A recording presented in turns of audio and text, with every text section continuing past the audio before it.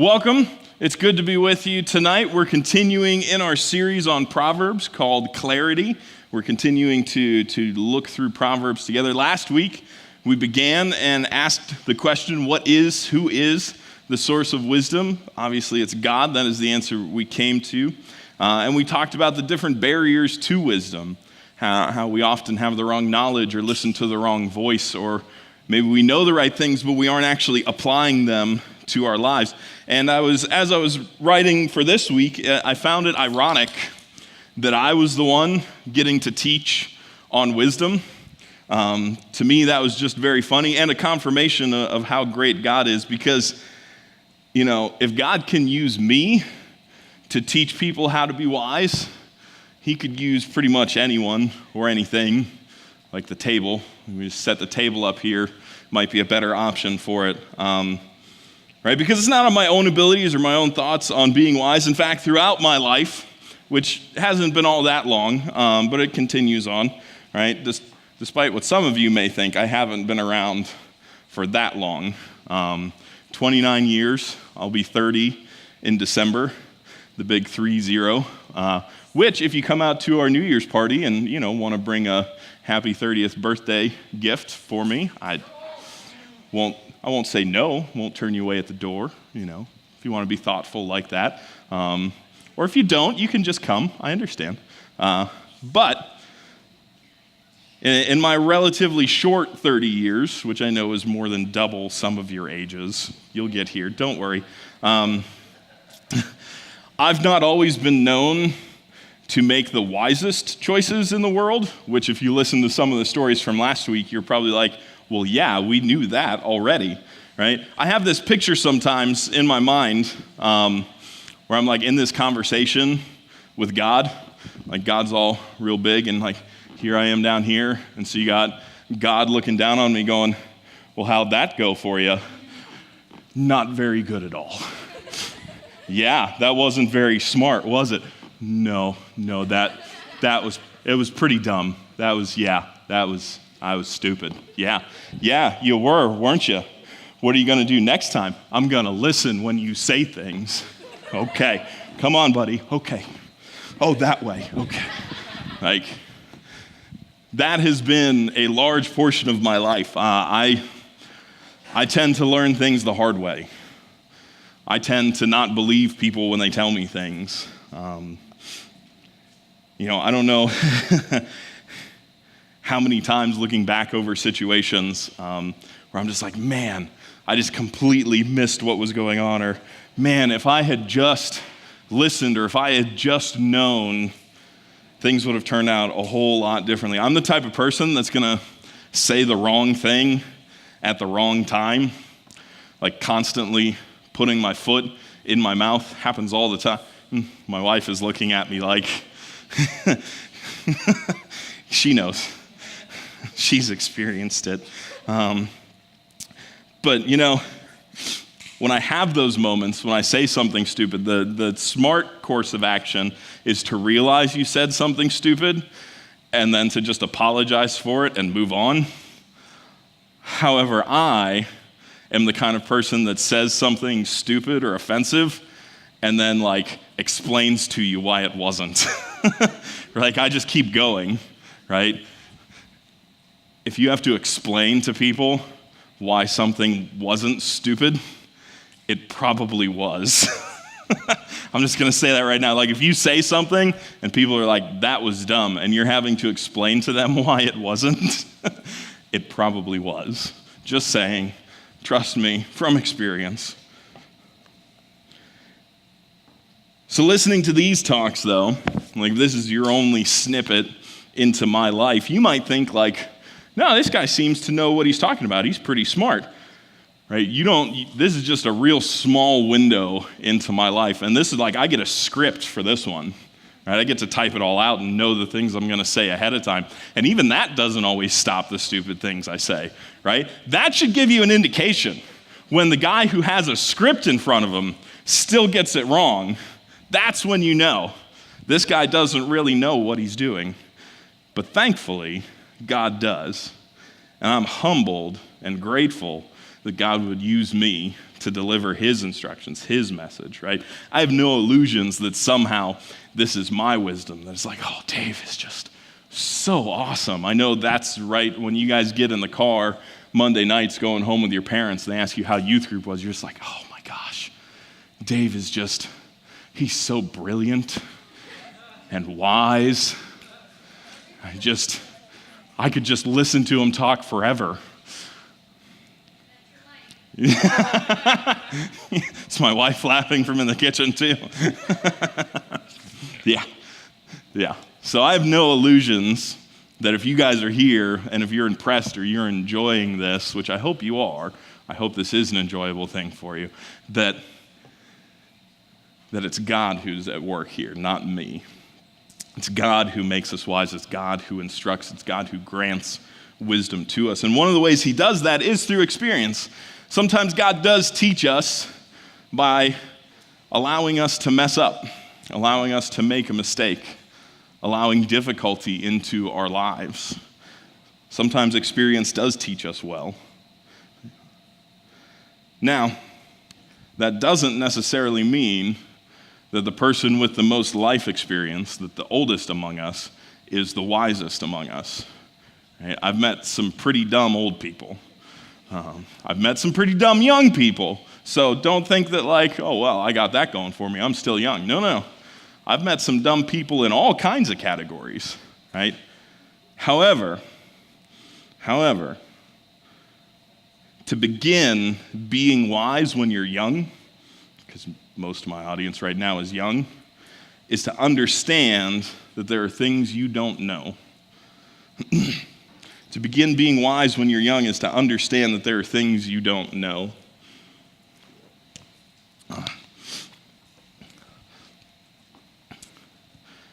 I know that can seem obvious to us, but in the moment, we don't always necessarily like to admit when we're wrong or to admit to what we don't know. And so the section of scripture we're going to look at together tonight is actually written with youth in mind, with the young in mind. And so let's turn together to Proverbs 1, starting in verse 8. Go ahead and open up your Bibles to Proverbs 1, verse 8. We're continuing on. Last week we finished up in verse 7. This week we're starting up in verse 8. Proverbs 1, 8.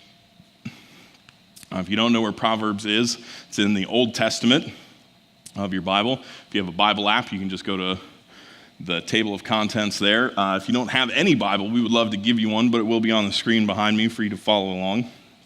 So Proverbs 1, 8. It says this: "Hear, my son, our father's instruction, and forsake not your mother's teaching, for they are graceful garland for your head and pendants for your neck." So right away, the author wants to draw our attention to something. Right away, the author is speaking directly to the reader.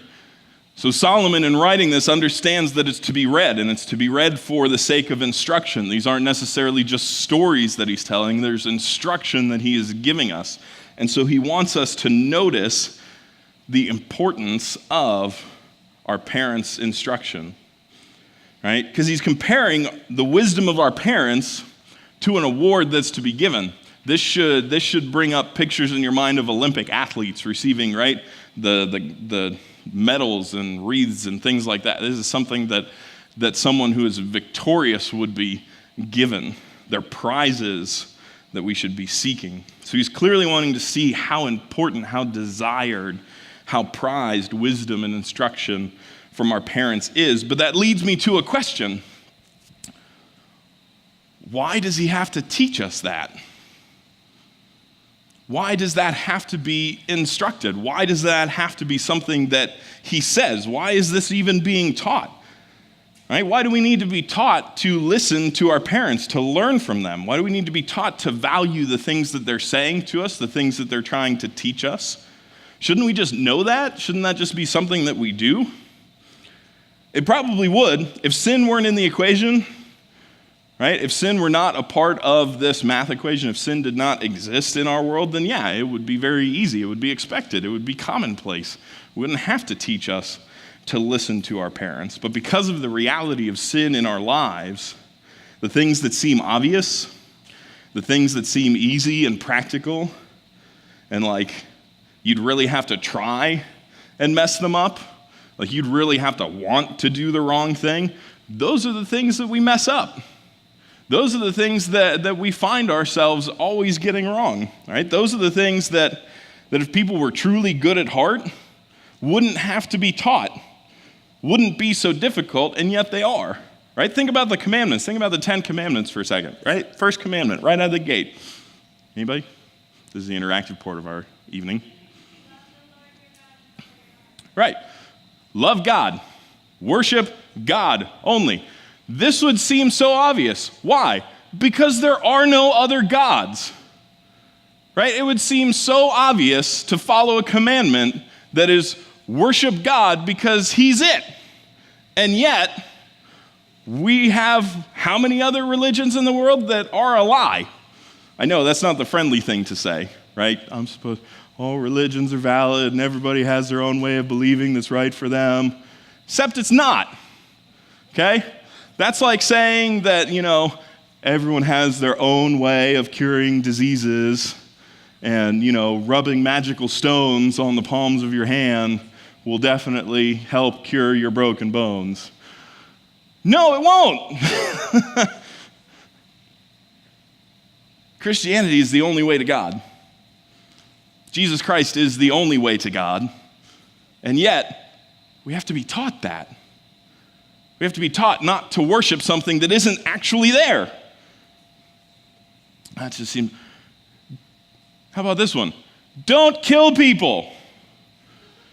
You got to be taught that? We got to be taught not that guy. That guy there, see him? See how he's breathing? Yeah, you make sure that you aren't the reason he stops breathing, okay? Right? You got to be taught that. See that thing? Is that thing yours? No? Okay. Don't take it. Don't steal things. You got to be, really? We got to be taught not, I know you got to be taught not to steal things because I had to be taught not to steal things. When I was a little kid at daycare, yeah, it was a daycare. It was a daycare.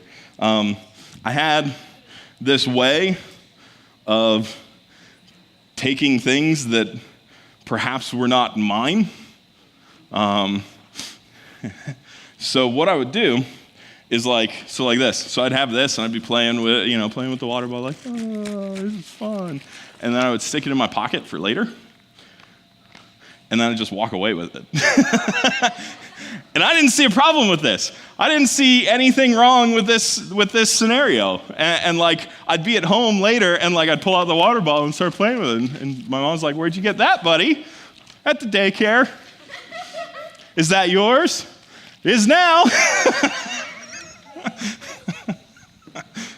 Need a drink there. We have to be taught not to steal things. Think about the ludicrousness of that. Because if somebody just like walked into your house, like, "Hi, I'm here for the TV." "What? No, you're not. It's mine." We have to be taught not to steal things. We have to be taught not to lie, right? We have to be taught the most basic decency as human beings. It's amazing to me, but that is the reality of sin. And thousands of years ago in Exodus, they were taught this as part of the commandments. Exodus 20:12. "Honor your father and your mother, that your days may be long in the land that the Lord your God is giving you." So clearly this isn't a new issue that Solomon is teaching on. Even when Solomon is teaching on it, this is thousands and thousands of years before us even. Right? They didn't even have internet and peer pressure back then, and they still had to be taught. You got to listen to what your parents say. Well, maybe they kind of had those things. I'll get to that in a little bit. But why? Why do we need to be instructed? Why do I need to tell you to listen to your parents? And why do you sit there and go, "Oh, this again"? Yeah, I know who you are. I was you. I'll get to that in a second too, right? Why must God teach us? Because this is commandment not handed down by man, Not handed down by Dave, but by God. Why must God teach us these most basic of things, or what would seem to be basic of things? I think sometimes we forget or don't realize just how broken our world is by sin. I think sometimes we don't fully understand how broken our world is, how affected we are by the reality of sin. And I think it's because we don't know what it's like to live in a world without sin. Right? We don't know what it's like to not have sin in our lives. We are sinners by nature. You're born that way. You were born a sinner. I know, because little 4-year-old Dave stole stuff from daycare. Nobody had to teach me to take things that weren't mine. They had to teach me not to. You want to talk about the reality of sin? Nobody has to teach the 3-year-old who literally just learned how to talk how to lie. Did you eat that cookie? No.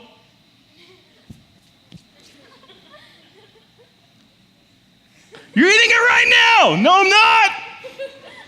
Nuh-uh. It was the dog, right? I don't have to teach you how to lie, but I have to teach you not to. Right? It's not like sin gets added in later. It's not like you're this perfect little angel when you come out, despite what everyone says about newborns, right? You know she wasn't. You're not these perfect little angels and then somehow something went wrong. No, it went wrong from the beginning, right? Trying to imagine a world without sin would be like you trying to imagine life without a brain. Now, some of you do a very good impression of that. The ones who aren't laughing are like, what? I don't get it. Exactly, right? But while you could think about it, it's only theoretical. You could not really know, because if you didn't have a brain, you wouldn't have the conscious thought to understand what it was like not to have a brain. Connecting the dots with me, right? Sin is such a reality in this world, it is difficult for us to fully comprehend, to fully understand what it is to live without sin. So because of the reality of sin in our lives and in this world, it can be easy to forget how prevalent it is. It's kind of like you don't realize how dark a room is until suddenly there's light. You ever been there?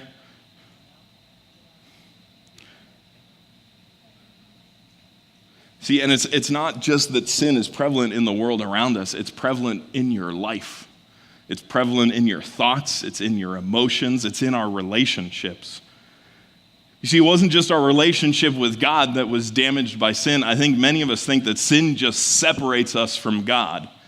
But it's not just from God that we've been separated. We don't have time tonight, but if you look at Genesis 3, if you look at the curse, the consequences of sin that are handed down, our relationship with God is broken. Our relationship with the world, with creation is broken, and our relationships with one another are broken, are damaged, are strained by the reality of sin. It's our relationships with our friends and our families and our world. Right? When you look at the commandments of the Old Testament, if you were to actually go to Exodus 20 there and to read through the 10 commandments, they're simply seeking to teach us how to have a right relationship with God and how to have a right relationship with one another. They're teaching us rightly how to love God and love one another. Which is why when Jesus was asked, what is the greatest commandment? He summed up all 10 and said, love the Lord your God with all your heart, soul, and mind, and love your neighbor as yourself. All the commandments come out of that. They teach us how to do this thing that should have been the reality from the beginning, but is not because of how broken we are. So why does God have to teach us to follow our parents' instruction, to listen to them, to heed their wisdom? Because sin drives a wedge into our relationship with our parents. Sin is going to seek to separate, to split apart, to drive a wedge between you and your family, between you and your parents. That should be on your map somewhere. if it's not showing up behind me. Sin drives a wedge into our relationship with our parents. All right, your parents love you. They want what is best for you. All right, you've been given to them by God to care for and to instruct and to raise. I have not personally met a family yet who wants what is worst for their child. Now, I'm not saying they're not out there. I'm not saying I haven't seen that on the news, but I have never met parents who set out and said, you know what, I just want my kids to fail. I want to destroy their lives. I want them to hate themselves. I want them to just have the worst life ever. Again, that doesn't mean they don't exist. And that doesn't mean that there aren't bad parents out there. Those I've met. I've met some misguided and bad parents who just had the wrong idea, who were coming at it the wrong way. I have. But I have yet to meet parents who, even when they were misguided, didn't care about their children, didn't care about the ones God entrusted to them.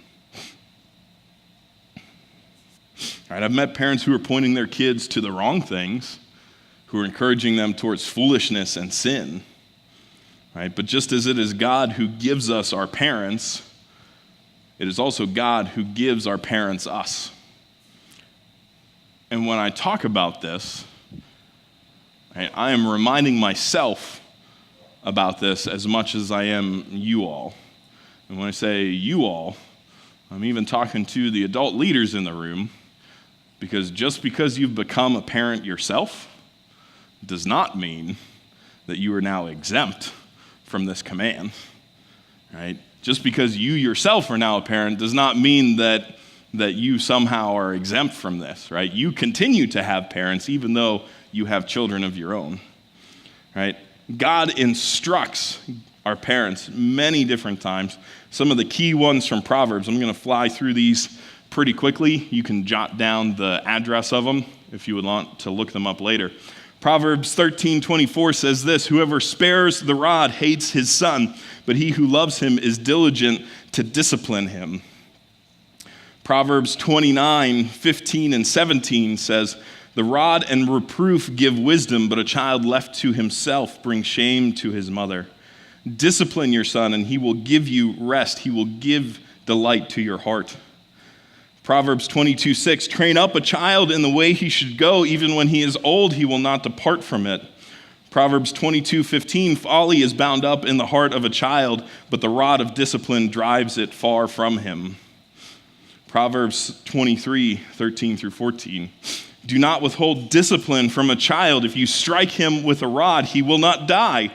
If you strike him with the rod, you will save his soul from Sheol. That's death. That's the grave.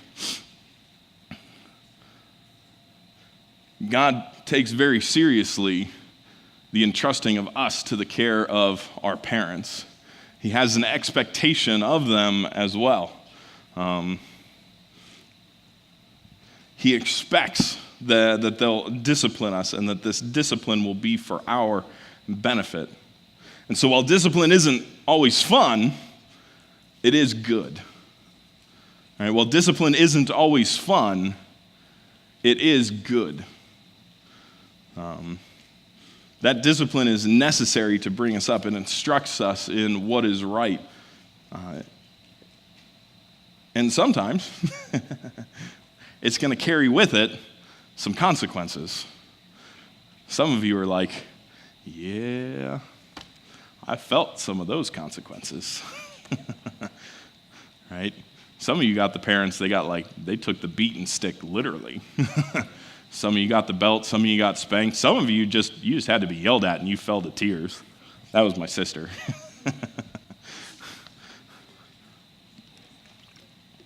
But here's the thing. This isn't a license for your parents to beat you senseless, okay? When God is saying don't spare the rod, this isn't a license for the I know I got in trouble on Monday, but it's Thursday now and I don't know how I got here. That's not okay. Right? But a spank, a smack on the hand, a firm rebuke isn't going to kill you.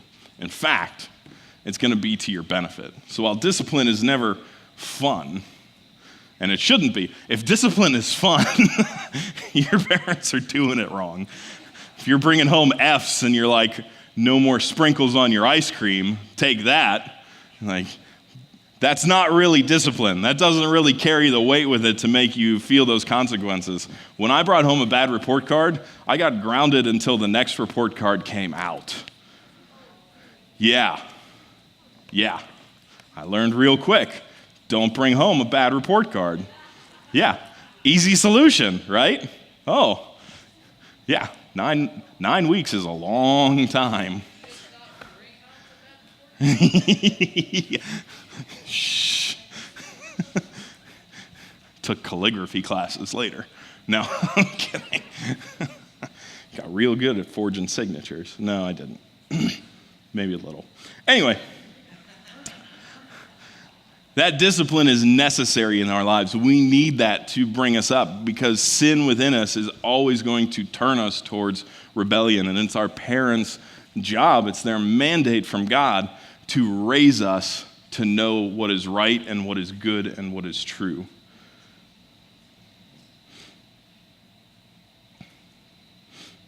Now, some of you grew up in a Christian home, grew up in the church, grew up knowing what it was like to follow Jesus with parents who loved you and who followed Jesus and who pointed you to him. Don't take that for granted, right? That isn't always the case. I didn't have that when I was real young. I had wonderful parents, loving parents, but they didn't know Christ until later in life. I'm grateful that they do now, right? But if you know Jesus and your parents don't, if you come here and your parents don't go to church, this isn't a license for you to disobey and disregard what they say. Even more so, you're to honor and love them. Even more so, you're to show them Christ within you through how you honor them. Many times, though, we ignore that voice of wisdom in our parents' lives. And now I'm talking to both groups because I've been on both sides of this equation. Right? I've had parents who weren't Christians and I didn't listen to them. And I had parents who were Christians and I still didn't listen to them. Right? Just like I was talking about at the beginning, when we say something stupid and have to try to explain why it isn't stupid, right? When our parents say something we disagree with that we don't like, when they tell us no, sometimes we can become so short-sighted, so self-focused that we try to argue against what we know to be true. We can begin to justify to ourselves why we don't have to listen to them, why we don't need to honor them, why we don't need to value and follow their guidance for us. They don't understand me. They don't know what I'm going through. They haven't been in this situation before. Things are so different now from when they were kids. They don't know what it's like to be my age. The world has changed so much. They were my age so long ago. They're ancient. How could they understand? They are so out of touch. Their way of thinking is so dated. How many of you, when your parents start giving you advice, do the... Notice I do that real well. I did the same thing.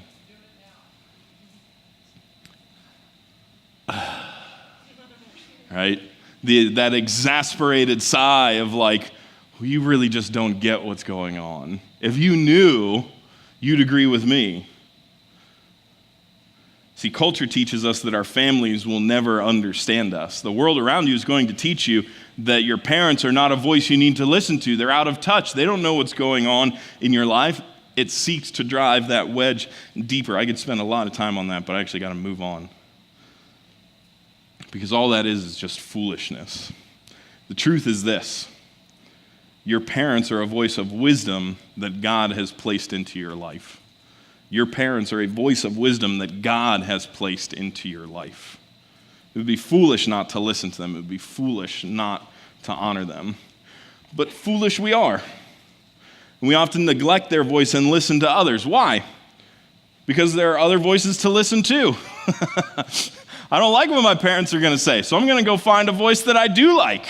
I'm going to go listen to a voice that I do like, right? Because peer pressure isn't a new thing. I told you I'd circle back to that. My son, verse 10. I know, all that time, one verse.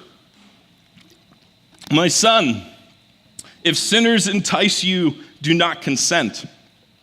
If they say, come with us, let us lie in wait for blood, let us ambush the innocent without reason. Like Sheol, like death, let us swallow them alive and whole. Like those who go down to the pit, we shall find all precious good. We shall fill our houses with plunder. Throw in your lot among us. We will all have one purse. Sounds a whole lot like peer pressure to me.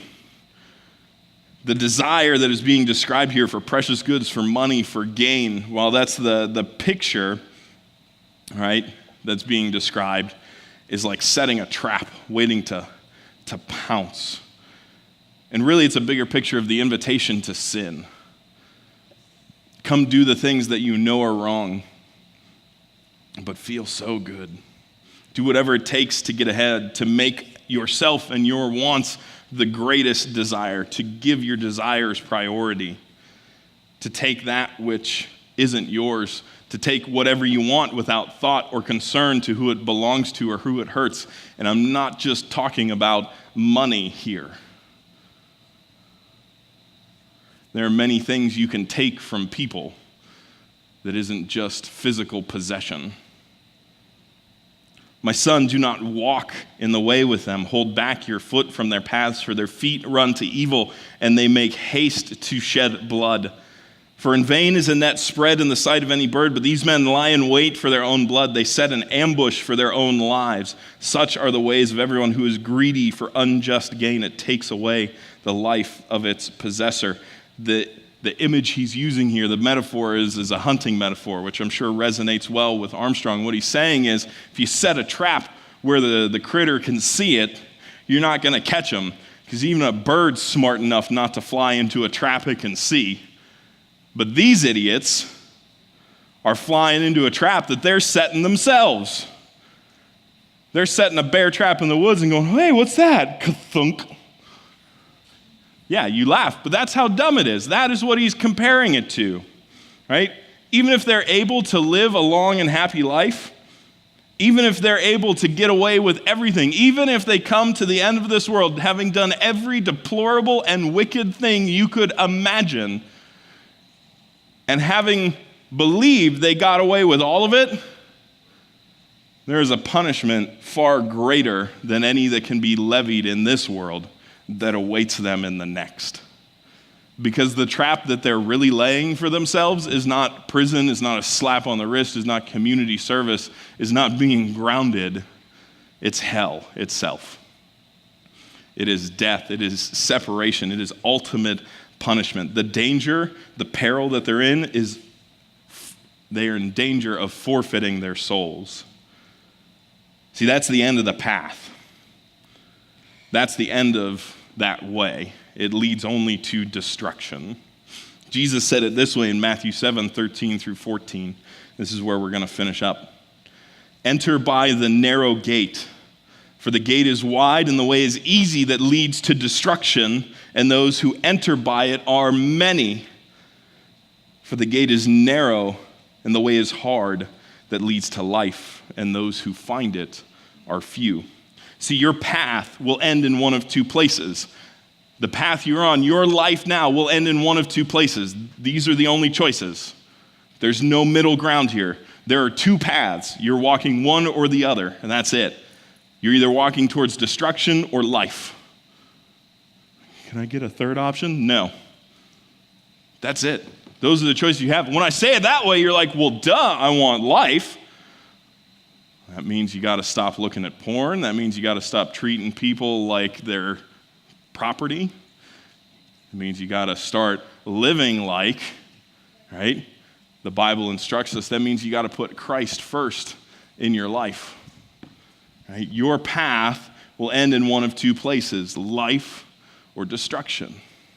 We're told what life looks like. We're told what the reward looks like, but many of us are so short-sighted we can only see what is directly in front of us, what we really desire. See, the question of who you want to be isn't just a question about doing well in life, isn't just a question about knowing what to do when it comes to dating or to marriage or to drugs or to bullies, right? Those are important questions. We want to spend time on that. But all of those things, those wise choices we desire to make, only truly make sense when we first go back to this question. And that is, have you decided to follow Christ? Because here's the thing, you could be the nicest person that does the nicest things and never lies, cheats, steals, whatever, and still be walking the path to destruction. You're like, but that's not fair. No, it's not. No, it's not. But it's not supposed to be. It's not supposed to be fair. Because if it were fair, none of us would be able to walk the other path. None of us would be deserving of it. How do I know? Because we go back to that very beginning section. You don't have to be taught how to lie. You do it on your own. You don't have to be taught how to steal. You do it on your own. The thing we cannot do on our own is salvation. Only Christ can do that. Only Christ on the cross. You see, the truly wise are going to find Christ. Those who are truly seeking wisdom are going to find him. And the desire of God is that all of us should find him. That is why he gave us his word. That is why he gives us this instruction. That is why Jesus came in the flesh. That is why we aren't left to our own to figure all of this out. That is why we have a family. That is why we have the church. That is why all of this makes sense. That is why we do this on Monday night, so you can understand and know who Jesus is. If all you get out of this is learning how to be a good person but never actually connecting with Jesus, then I will be truly sorrowful for you. Because the whole point of this is to know Christ. That is why we start all the way back here at the beginning. That is why we start with the most important question there is. Who do you want to be is a question that goes beyond graduating high school and going to college, getting a job, having a family. It is a question that reaches beyond the few short years that you have here on the earth and calls you to look to the end of your path. Who do you want to be at the end of all things? Where will your path end? I may not know what happens tomorrow. I may not know what happens next week or next month, but I can see the end of my path. I can see that my path ends with a relationship with Christ. I can see that my path ends united with him.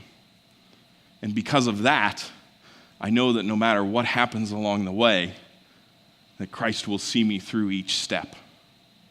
Where does your path end? Have you looked far enough? Have you actually asked yourself the question? And if you're unwilling to ask and unwilling to answer, why? You can trust him. You can trust that he's in control. You can trust that he will be waiting at the end of the path if you seek him. It's not about doing enough good things. It's not about cleaning yourself up enough. It's not about following enough rules so you get in. It's about trusting him and knowing him and following him. Have you asked yourself the question? Have you been willing to answer it? What path are you walking? Who do you want to be? Let's pray.